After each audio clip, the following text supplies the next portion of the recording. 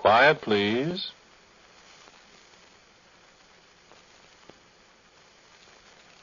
Quiet, please.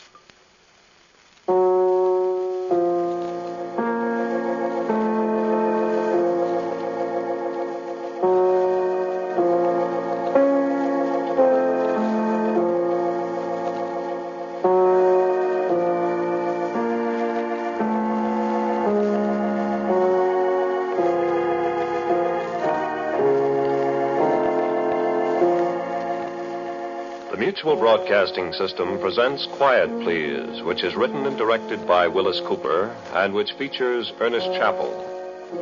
Quiet Please for tonight is called The Pathetic Fallacy.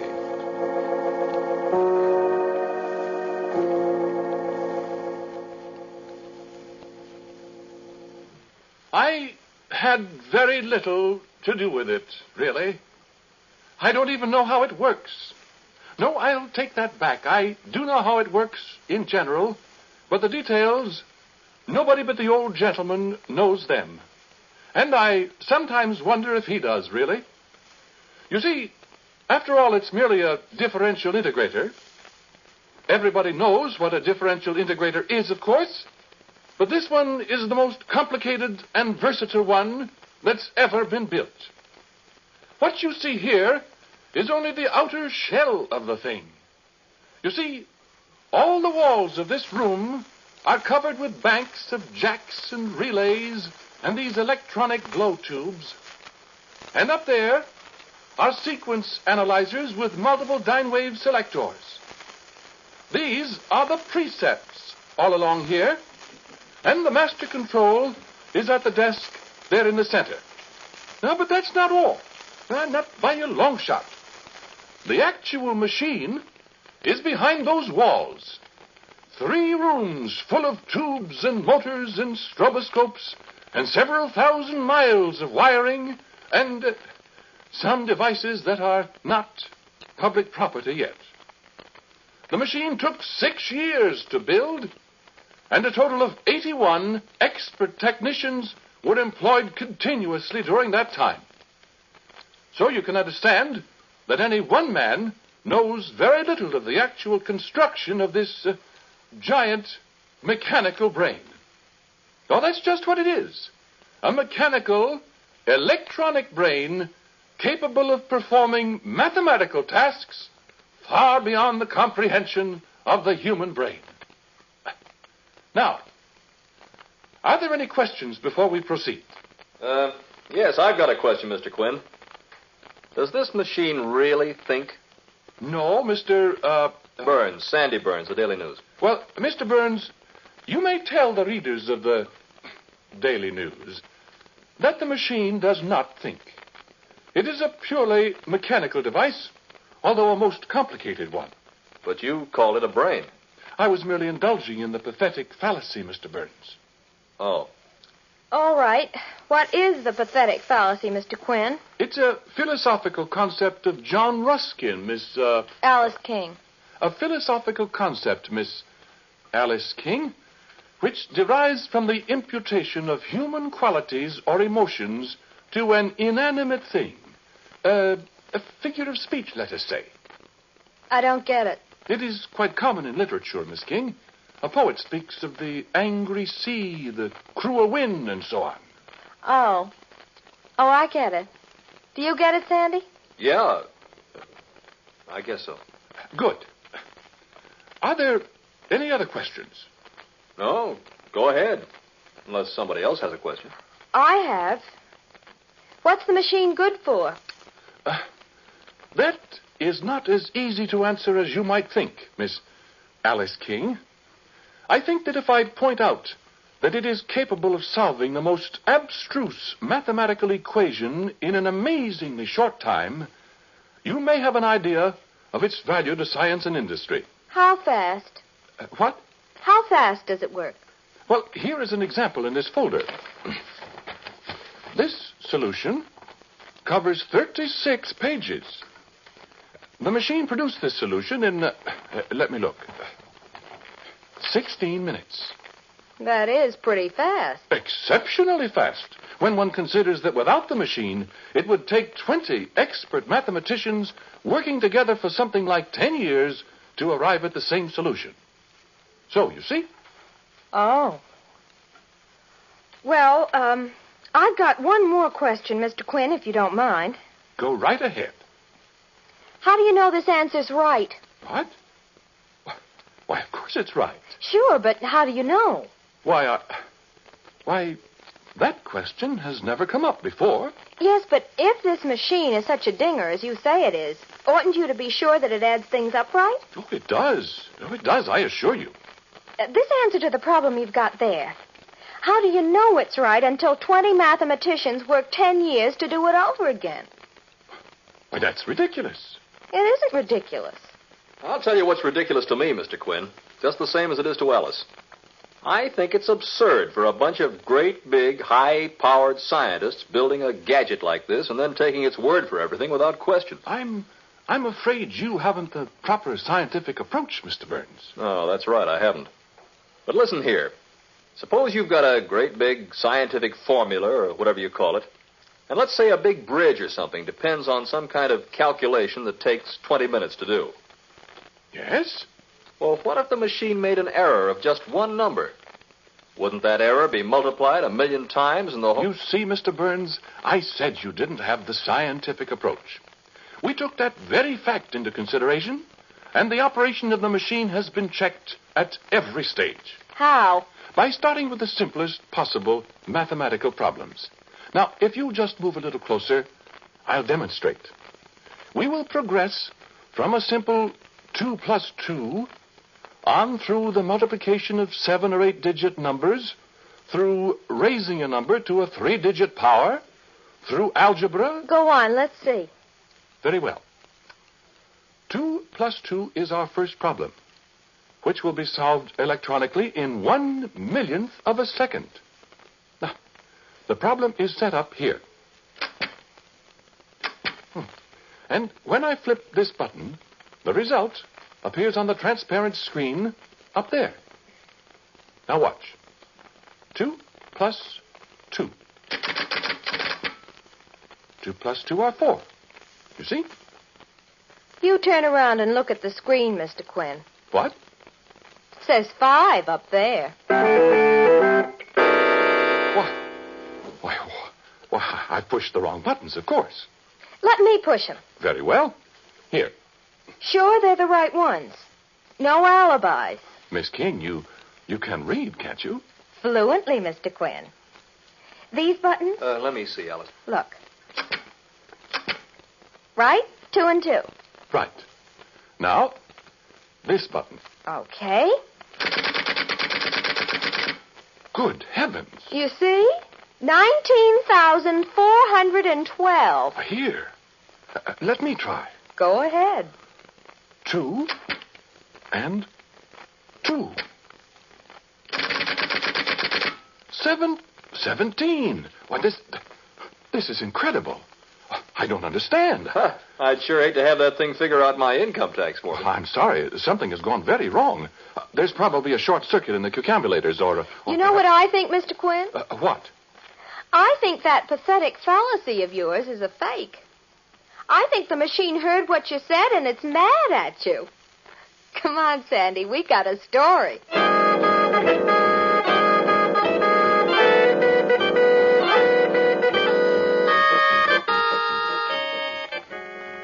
Yes, they certainly did have a story. And they plastered it all over the front pages of their paper for 3 days. The old gentleman had me on the carpet. And for a scientist, he has an extraordinary vocabulary. He must have been a plumber or a mule skinner in his youth. I couldn't explain what was wrong with the machine. How could I? I only knew one part of it, the cucambulators that operate from the master control panel. Of course, I thought that's where the trouble was. So the old gentleman told me to tear them all out and inspect them, make replacements and all that. He seemed to blame the whole thing on me. He's so unreasonable. Well, there are 144 cucambulators, all the rotary self-retracting type, with foramiferous tubes, and they weigh 60 pounds apiece. Well, newspapers all over the country were laughing at us. They had funny jokes about the machine on 6 radio programs in one night. And we had to do something quick. If I'd only not made that statement about the pathetic fallacy. The way that girl took that up and made me look like a first-class fool. I could have choked her. So I started to work. They shut down the lab, but people kept storming at the gates to see the machine that got mad at people. And there I am, up to here in grease and wires and electronic gadgets. And I've been over every single one of the 144 cucambulators, and there's not a thing wrong with one of them. Not one single thing. But the machine won't work. Well, it just sits there. I've got just one more thing to do before I give up. And, of course, when I give up, I'm through. Well, the old man made that amply clear. I'll be out of a job that fast and try and get another. I'll have to change my name and go somewhere and find a job as a dishwasher or a sailor or something. And I've spent 27 years in this profession. All of it thrown out the window because of a stubborn collection of wheels and tubes and wires and relays and whatever else there is. I hope you're happy about that, machine. What's that? What the deuce? Is that thing starting up by itself? What goes on here? Those tubes lighted up. Now what? Why, that's the strangest thing I ever heard of. Who's that? Quinn. Who is that? Who's calling me? Hello? Hello, who's calling me? I must be hearing things. I'm losing my mind. Quinn. Who's calling me? Quinn. 2 plus 2, 4. What? 2 plus 2, 4. Who is that, I say? 4, 4, 4, 4. Why, it's the machine. It's talking back to me.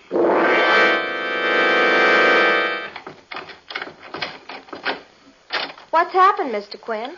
Come on in first. Come on, Mr. Burns. What's up? Sit down. Look, Mr. Quinn, I'm sorry we made such a fool of you. Yeah, so am I, Quinn. But that's the newspaper business. It's all right. What'd you want to tell us? Well, I hardly know what to say now that you're here. Is the machine fixed? Have you got a statement or something for us? Because if there's anything we can do, you know we'll do it. The old gentleman's been pretty rough on you. Yes. Yes, he has that. Well... Now, look, Mr. Quinn, before you start, there's no guarantee that anything you tell us will be printed. We don't run the paper, you know. I know. But you'll print this. What? Well, you remember you said the machine was mad at me? Yeah. It was. What? It was. But it's sorry now. You mind saying that again, Mr. Quinn? Well, I said it's sorry now. Wait a minute. What do you mean by that? Well, I'll show you. Listen. Machine. Machine. Listen. Be still, Sandy. Machine, do you hear me? Listen, Quinn, what is this? Sandy, I said be still. Machine. Answer me. The guy's gone bugs. Let him alone. Come on, machine. 2 plus 2. Mr. Quinn, what are you trying to do? You trying to get that machine to talk back to you? It did once. Are you kidding? No, sir. No, I am not. Well, now, look, Quinn. You say it did talk to you, Mr. Quinn. Yes, it did. Machine. Come on, Alice. No, wait. When did it talk to you, Mr. Quinn? Just before I telephoned you, I was sitting here and it called my name. It said, Quinn. You sure? Of course. What else did it say? It said something about 2 plus 2 are 4. Now, you remember that was what it made the mistake about the other day. When Alice said it was mad at you. And I think it was trying to apologize for all the trouble it caused me. Alice. I don't know why it doesn't talk now. Machine. Alice. I'm awfully sorry. Maybe it's embarrassed with you here. Alice, let's go. Mr. Quinn, do you feel all right? I'm not crazy, Miss King. Isn't it possible that maybe thinking about that pathetic fallacy and overwork made you... It is not. I'm sorry, Mr. Quinn. I've got work to do. If you'll excuse us now. I'm sorry. I don't know what to do. I do. Believe me, I do. Sandy. Are you kidding, Alice? You're not going to write another story about Mr. Quinn. Think I'm not? You coming with me? Sandy, if you write that story, I'll never speak to you again. Look, darling, I'm a reporter. You're something worse than that if you do that to this poor man. It's all right, I guess, Miss King. I asked for it. Mean you admit you cooked up a story for us? I didn't cook up anything. The machine talked to me. Okay, so long, Quinn. You coming, Alice? I am not. And if you turn in a story that harms Mr. Quinn anymore... Oh, stop it. Well, I suppose I might as well go get my hat and coat. I'm terribly sorry, Mr. Quinn. Yes, I am too. Do you want to tell me what really happened? Well, I told you, Miss King. I was sitting here, and I was talking to myself. And I was talking kind of to the machine, I suppose. I was feeling sorry for myself. Out of a job, never be able to get another job again because I've been disgraced. By a couple of newspaper people who thought more of a silly story than of a man's whole career. Oh, it's not your fault, really. I suppose I'd have done the same thing if I were a newspaper man. I don't know what to say. There isn't anything to say, Miss King. If I can stop Sandy from writing another story... It doesn't make any difference. Mr. Quinn, couldn't it have been couldn't you have fallen asleep and dreamed you heard the machine talking? I'm sure I didn't. Well, do you have any scientific explanation for it? No, I haven't any scientific explanation. The only explanation I have is that maybe we did create something intelligent out of wires and tubes and things. That maybe it does think. You said that was the pathetic fallacy. I'm not sure it's a fallacy, my dear. Well, goodbye. I'm sorry to have troubled you. Isn't there anything I can do? There isn't anything anyone can do. I'm just very disappointed. That's all. Goodbye. Goodbye, Mr. Quinn.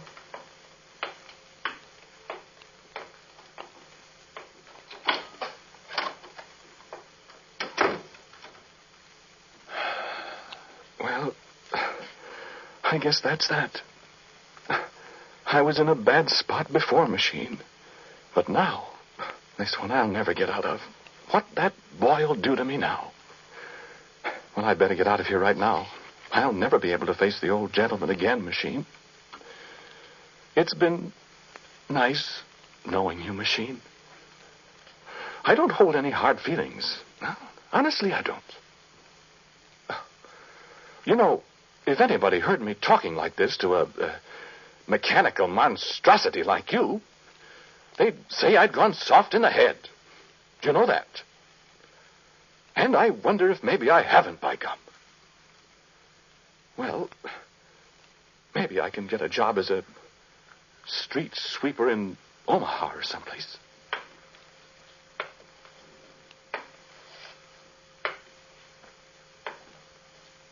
You have a good time all by yourself, machine. Will you? Quinn! I'm afraid it's too late now. Quinn! You saying goodbye, machine? 2 plus 2, 4. Quinn. I'm not at all sure that it is, machine. I'm not sure of anything anymore. Why didn't you say something while those people were here? A plus B exponent M over N. 5342876. D log epsilon. Why, what does that mean? 987609. Mantissa 327.6 equals Mantissa 32.76. Yes, I suppose so. So you have got an intelligent brain, have you? Cube root of -3. Yeah. Well, machine, Quinn. there isn't anything you can do now that'll do me any good. I'm washed up. Good. Nobody will believe a word I say about this, so... Well, shall we have a good talk together now before I go away for good? Quinn. I wish we could tell each other things. Do you understand me? 3146. When did you discover you had a brain? 2 plus 2, 5. 2 plus 2, 19. 412. Mm-hmm. You're not mad at me anymore, then? Negative. 976354229. Who is that talking, Mr. Quinn? Why, Miss King. Why, I thought you'd gone. Who was that? Was I talking? Yes, you were talking, and somebody else was talking, too. Who was it? Oh, Miss King, I'm afraid you wouldn't believe me if I told you. It sounded like a woman's voice. Did it? Was it the machine? Was it? You, machine. Was that you talking? Come on, say something, machine. I'm afraid you must be mistaken, Miss King. Well, I'm going to find out. Here, Mr. Quinn. Put your arms around me. What? That's right. Now, you poor darling. Alice loves her, Mr. Quinn. Poor Mr. Quinn. But everything's going to be all right, isn't it? Miss King. Alice. Stand still, you dope. Quinn's going to go away with Alice and never come back to the nasty old machine, isn't he? Isn't he? Say yes. Why, good heavens. Say yes. What? Yes. Quinn! Uh-huh. Caught you. Okay, Mr. Quinn. What? What are you going to do? Look, machine. Look, sister, you're caught. You might as well give up. Might as well speak up. Now, look. Miss King. Hold it, Quinn. Look, machine. You're in love with Quinn, aren't you? Answer me.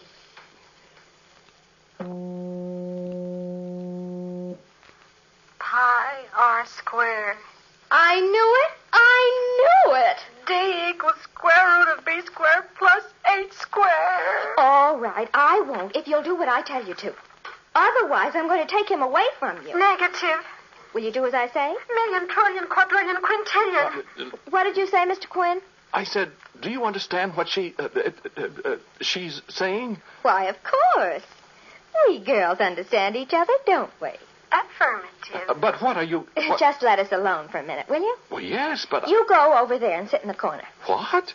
Go on. Well, what else can I do? That's right. Now, machine, you'll promise. If I let Quinn stay here with you, you promise you'll never give any wrong answers again. Ordinate and abscissa. All right. You promise you'll never say another word to anybody. Quinn. Well, all right, to Quinn. But only when you and he are absolutely alone. Do you understand? Pi. You promise. Affirmative, affirmative.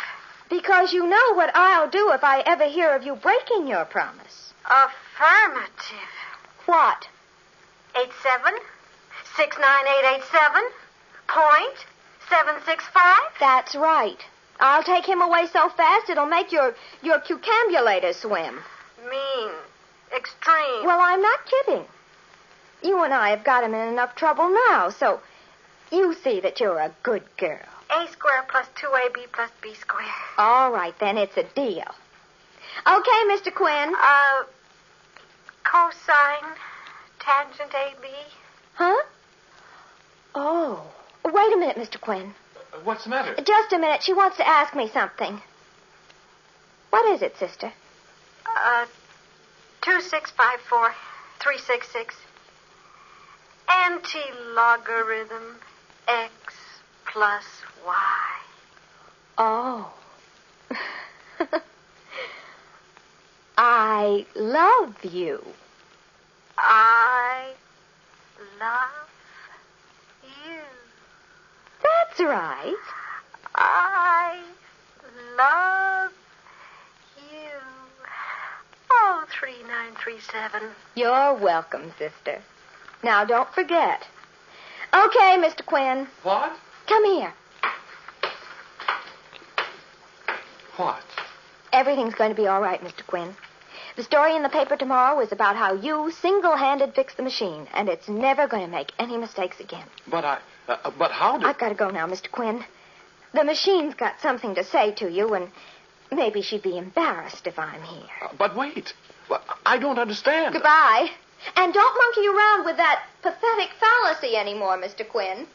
I might not be around to give you a hand. Well, but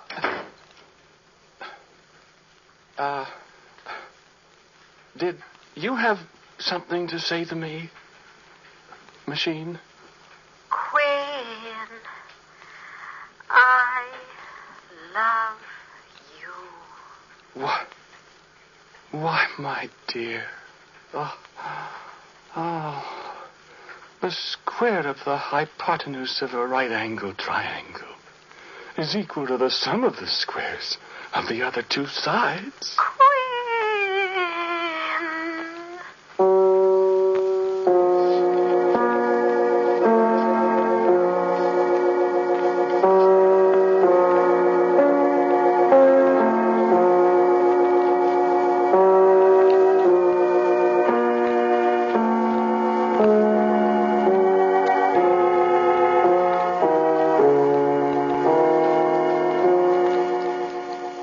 Listen to Quiet Please, which is written and directed by Willis Cooper. The man who spoke to you was Ernest Chappell.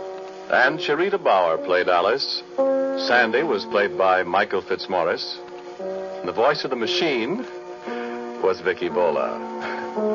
The original music heard on Quiet Please is composed and played by Albert Berman. Now, for a word about next week's Quiet Please, here is our writer-director, Willis Cooper. My story for next week is called A Red and White Guidon. It's about the days when the cavalry rode horses.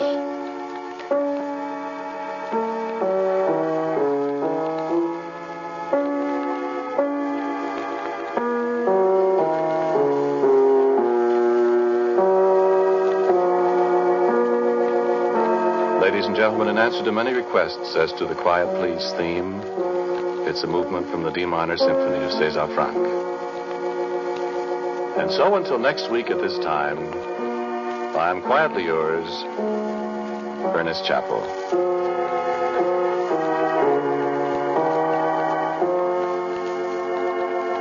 Quiet Please comes to you from New York. This is the world's largest network, the Mutual Broadcasting System.